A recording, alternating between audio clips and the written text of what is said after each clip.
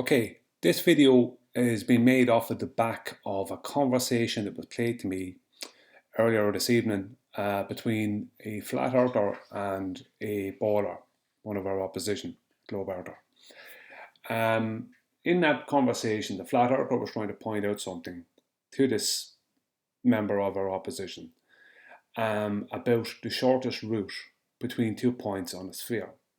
Now, everyone knows, at least they should do in this arena at this point, that what a great circle route is claimed to be doesn't have to be on a globe earth, just on any sphere, is the shortest route, or any part of an arc length of a great circle route would be would be the shortest path between those 2 points on a sphere. Now that's on its surface, the shortest path is going to be a chord line right through its surface, but on its surface is going to be the arc length. So what this baller was not understanding, this member of our opposition, is he was trying to relay to reference frames, not understanding that what was being pointed out to him was a geometric issue, right, and an angular movement issue, right. So if we take this from this point here, along this blue arc down to here, right, this is just a sphere with a radius of 9, right, then between this point and this point, right, on the surface of this sphere, that is the shortest path between these 2 points. It's point B and point C. That's the shortest path, right? So to go from here to here, you would have, let's say we'll call this north, you would have to travel due south and stay on this blue line, right, down to here, which would be at what would be the equator line of this sphere, right? Now, this is the problem, right? That is true. There's no denying that, right? That on the surface, that would be the shortest path, this arc length here, between this north point here and this equator point here. The problem lies in people's understanding of what happens, and this was the flat earther's point, when you're claiming that this sphere is rotating. That's when things get tricky, because the only reason this is the shortest path is that you're not deviating, right? It's a non-deviating arc length or non-deviating curved line. So what that means is you're not deviating out here or out the other way, right or left. You're not deviating. You're moving in a non-deviating path. It's not straight because you're dealing with a curve. You're dealing with an arc length. Straight is straight. Curved is curved. Right. They're two different things, right? The curved line is three-dimensional, whereas the straight line will be, two-dimensional or whatever. The point being is that this arc length here, right, to walk, let's say you're walking from B down to C, right, to do that, you're going to have to walk down along this and to get to there. But if this is rotating around from right to left, now that would be east to west on a globe, right? Now I know that's not, it's west to east. We'll get to that in a minute. I did it this way for just so people can see it and not to confuse things too much.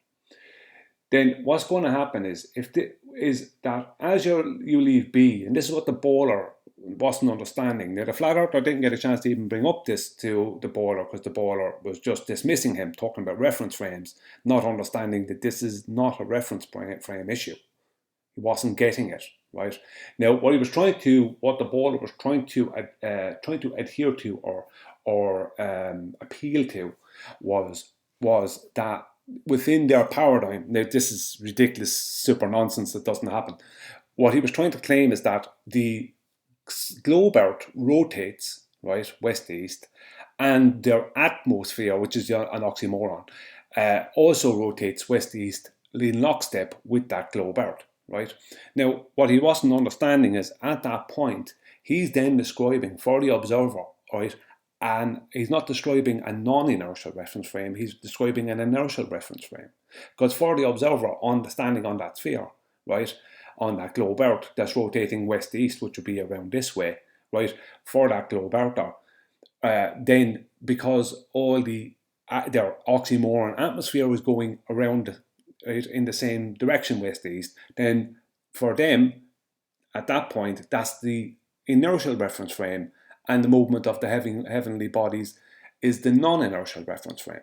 Now we know that they're actual, right? So basically what was the Baller was describing was an inertial plane of reference. That's what he was describing, and he didn't realize, and he thought he had a gotcha, right? And he's told the flat earther, I'm not going to name the names. If it gets back to them, it gets back to them. He told the flat earther, I'm not even going to waste my time talking to you anymore because you don't understand reference frames. No, it was you, Mr. Baller, who didn't understand reference frames. Now, I'm not going to say who they are, as I said. As I said, it might get back to them, might not. Doesn't matter. I'm going to go through this anyway. What he was trying to talk about, was trying to claim without saying it, was that if a plane was to travel along this blue line, right, that it would only have to go from here to here, right, and that even if the let's just say the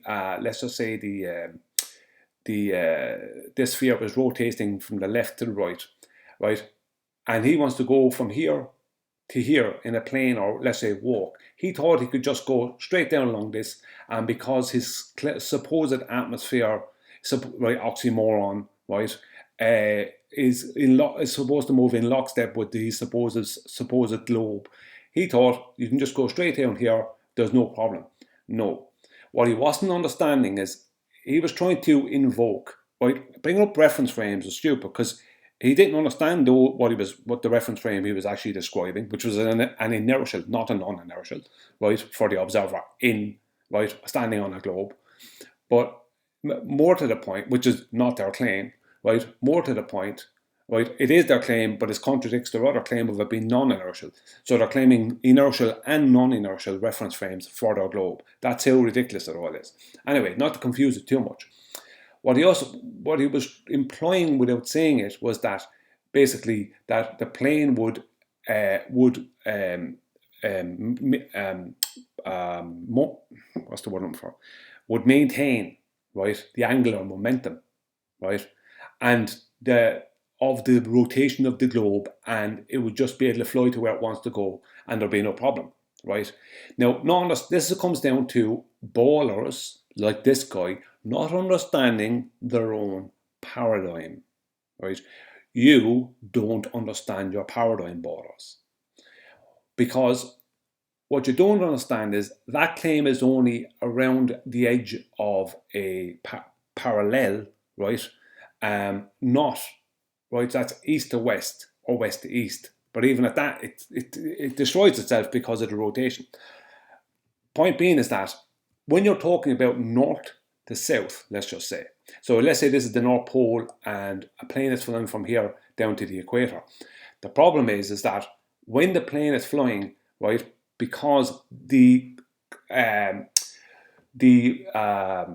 what's the word I'm looking for? It's the conservation. That's what we're going. The conservation of the angular momentum, right? Something you won't be able to do, by the way, right? There is no such thing as conservation of angular momentum when you're not physically attached to the rotating body, right?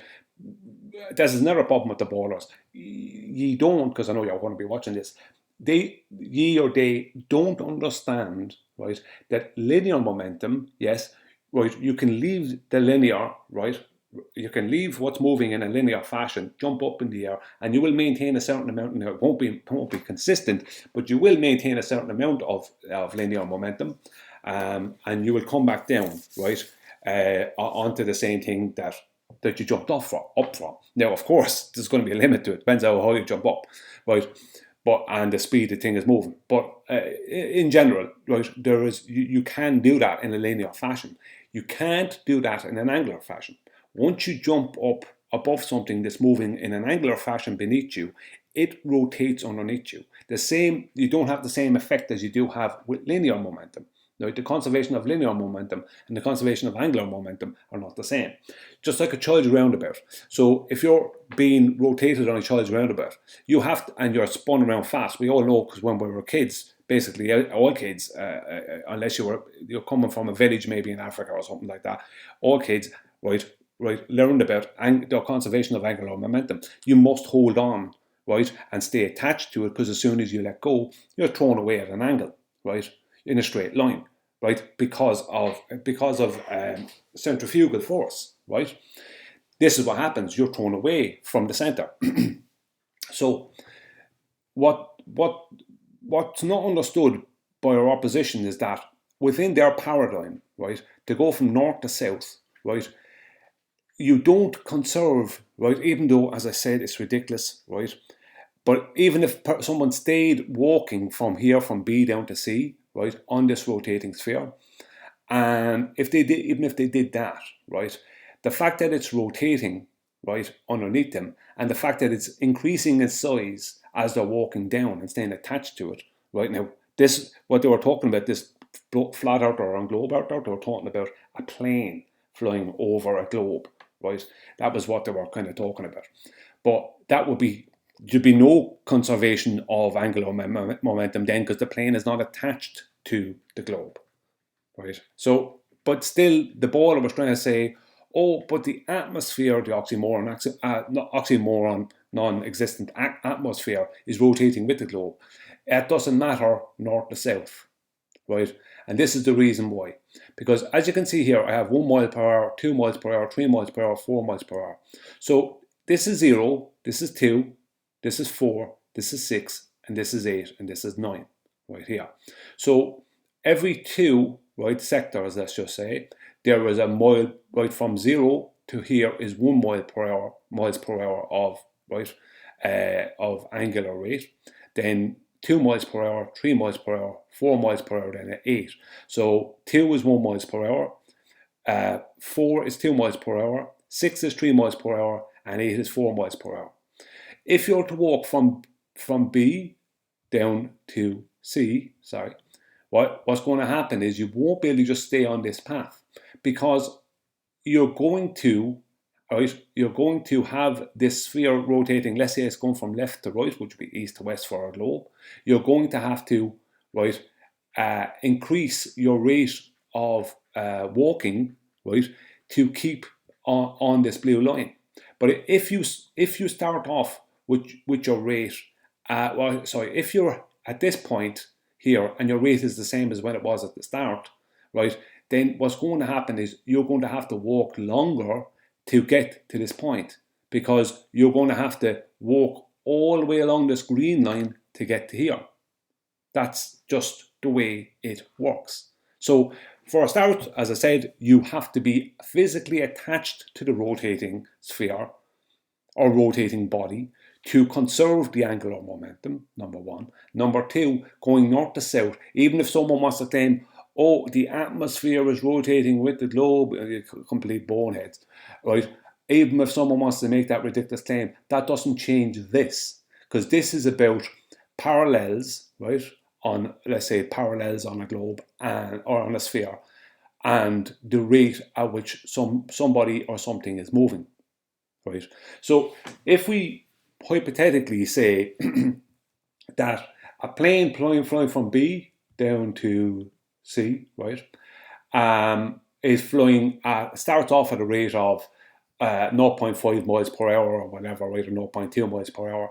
When the plane gets to here, right, it gets down to this, where it's over the 1 mile per hour point, it's going to be deviating from this line, right, because the sphere, the rotating body, is increasing in size, right, and it'll continue to increase in size because the plane, let's just say, or whatever, is going from here to try to get to here. It's going to have to follow this green line, right? If it keeps holding the same speed, there's no way around it. It's going to have to travel a greater length and distance than this blue arc, which is shown by, look here, the blue arc here is arc length C 14.14, but this green arc is arc length of E 20.19. So there's no way around it to get from point B to point C, right? Once that is rotating, it doesn't matter if it's rotating from left to right or right to left, it'll be the same effect. You're going to have to, and if you're holding the same rate, right, you're going to have to travel along this line, right? The only way to And even at this, I haven't checked this out, but the only way is that if you could be traveling at the same rate as the edge of the equator, right, on this sphere, right, from word go, right, then you will mitigate a certain amount of it. But when we're talking about reality, and we're you mitigate a certain amount of it, but I'd have to do a GeoGebra and some maths on that to make sure. But at that you would have to be moving at the same rate as the rotation of the sphere. Now, we know that the claim from our opposition side is that around the equator, that the rim velocity at the equator is around 1,040 or something miles per hour, as per their claim, if we go do the maths on it, right? But that's just the maths on it, based off of the radius that they don't have. They don't measure the radius they don't have. So just to show, right, I'm just going to go, where is this, right? Now, this I covered in a video in the past, right, that I'm going to go into another sector of in a minute. But Neil deGrasse Tyson, right, the Neil deGrasse Tyson field goal Earth rotation, right? Neil deGrasse Tyson explained that the Earth's rotation Coriolis force, that's incorrect. He's not referencing Coriolis, he's referencing actual rotation, not apparent rotation. Coriolis is an apparent effect. It's an optical phenomenon. It's like within the globe globe and heliocentric paradigm. When it comes to their globe, the apparent movement of the celestial bodies, right? That's Coriolis, because they're not actually moving in that paradigm. They only appear to be. It's that you're claimed to be on their globe rotating west to east. So the stars, which are claimed to be stationary, appear to be rotating east to west. That's their claim, right? So that's Coriolis. That's the Coriolis effect. What Neil deGrasse Tyson is referencing here is not Coriolis, it's actual rotation. Earth's, as he's calling it, what would be the globe Earth's rotation, not Coriolis.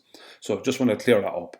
Neil deGrasse Tyson explained that the Earth's rotation can slightly deflect long north-south orientated field goals, affecting their path by about 1/3 to half an inch.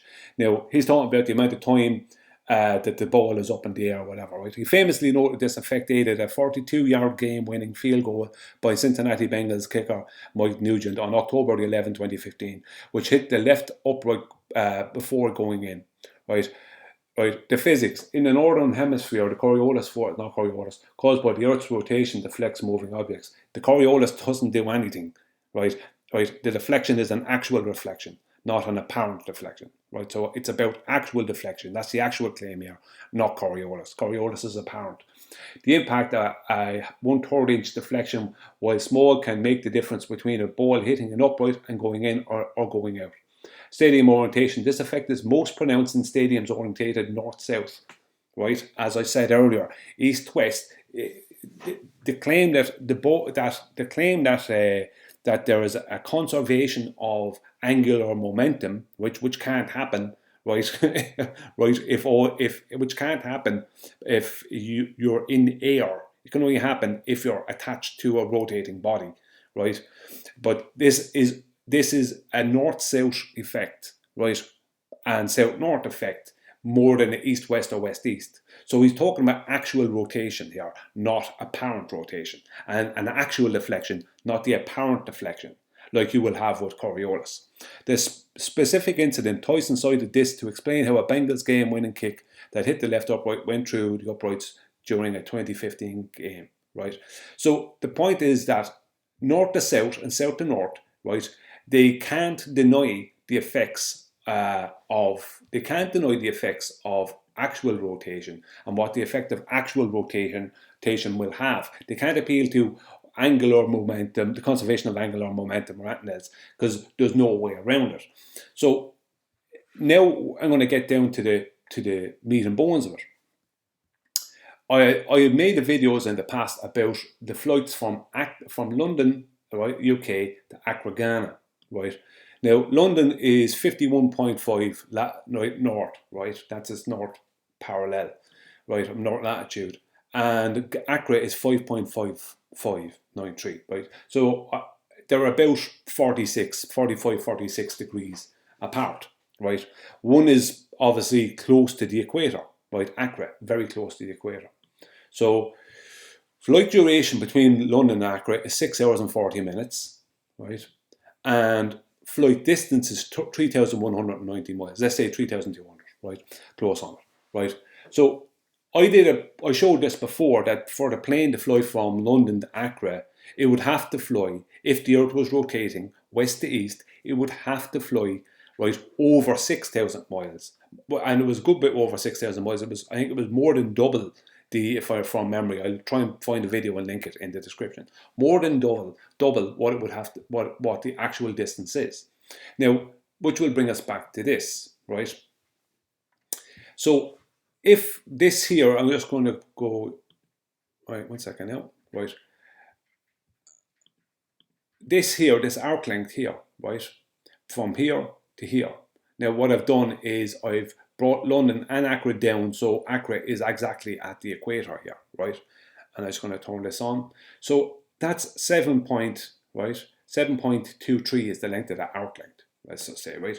And there's 46 degrees, so right, you're talking, right, based off of the size of this sphere, right, that's the length of that arc length. So if I just rotate this slightly, right, now because we're talking west to east, let's say this is London here, right? Sorry, this one here, right? And this is Accra here, right? A plane leaving London and trying to get to Accra will not be able to fly along this arc, because the plane, and I showed this in the other video, that the plane, there's no plane, commercial airliner, that can do the speeds it would need to do to reach Accra in the allotted time of 6 hours and 40 minutes. Let's say 6.5 hours. There's no plane that can, a commercial plane that can do it. Even the fastest commercial planes, which are going, I think it's one of the Airbuses or one of the newer Boeings, it goes over 700 miles per hour at its max. But that's its max. I think it's 740 or something. But the plane would need to be leaving London, right, and going to Accra at over 900 miles per hour, something the planes don't do, right? And it would need to travel over 6,000 miles to get to Accra, right? Because it can't fly directly down here, because as the plane is flying along, trying to fly along this arc, what's happening is there is a greater rotational speed happening, right? The rotational speed is increasing, right? The rim velocity of each parallel is increasing because the plane is flying from north to south, and on a globe that's going to be, right, that's going to be from a smaller parallel to a greater parallel in radius, right? So if I can just, I think it's, right, so it's going to end up having to fly something like this, right?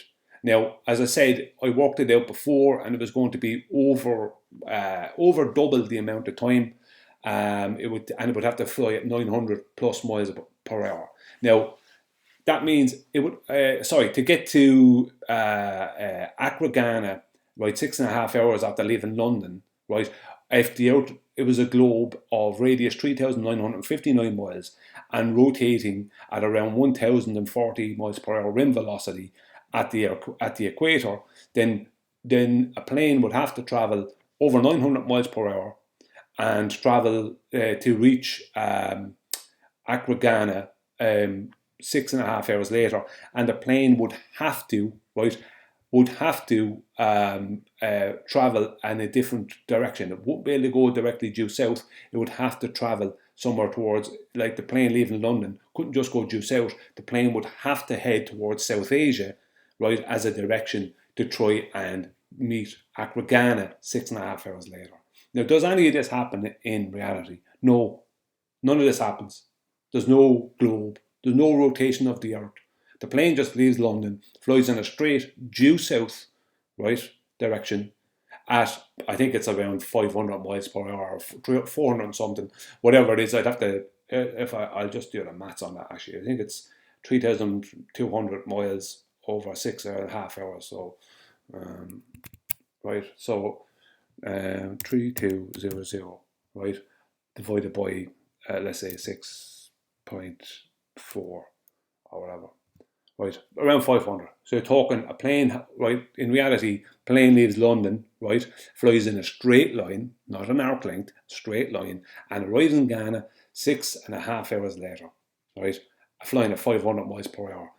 It can't do that if the Earth is a rotating sphere of radius 3,959 miles, because not only do planes not and can't and don't fly right arc lengths, they only fly in straight lines. Right, that's what they do. Unless they're doing acrobatics, they're flying in straight lines. Right. So the only times they're not flying in a straight line is when they're taking off to get the cruising altitude, or at top of descent coming back down to landing position. Right. Those two times and acrobatics. Other than that, planes are flying straight lines. So not only does the plane destroy the geometry of the globe, right, how planes fly, but they destroy the whole idea of it being of the Earth rotating. Because even if the Earth was a rotating flat plane, right, that would not change the situation. They would still have the same problem, a problem they don't have in reality, because the Earth is not a rotating globe. It's not a globe, and it's not a rotating globe. It's flat and stationary. The celestial bodies don't appear to rotate, they actually rotate. As is proven by this.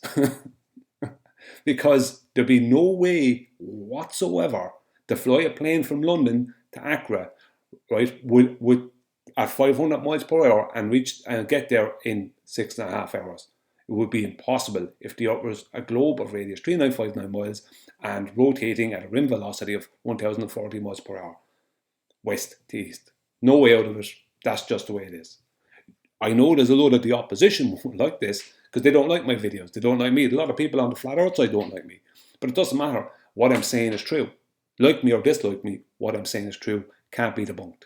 You don't, our opposition, this is G. You don't understand the conservation of angular momentum. You don't understand the Coriolis effect. You don't understand flight.